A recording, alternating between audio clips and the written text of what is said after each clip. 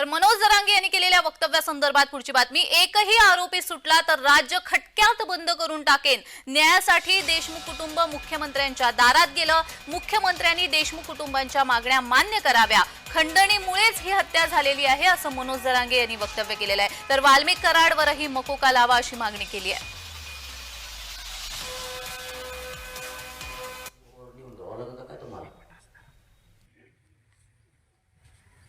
मी ते चॅनलवर मला टीव्हीला फोटो दिसले, तिला कव्हर लावले वर, आरोपीच्या गाडीला कव्हर खराब होऊ द्यायचा नाही काय काचाटीचा।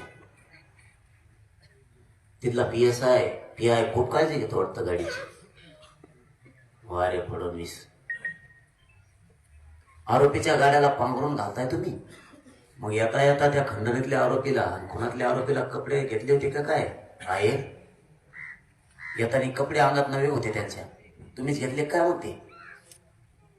नीचपणाचा कळस किती असावा आणि राज्य कसं चालवावं, किमान तुम्हाला या हत्याचं तरी रोष असायला पाहिजे होता। त्या खंडणीतल्या आणि खुनातल्या आरोपीला कोणी सांभाळलं पुण्यात?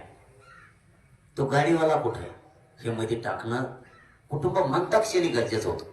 त्याला म्हणते मुख्यमंत्री फडणवीस साहेबांनी तातडीनं रिस्पॉन्स दिला।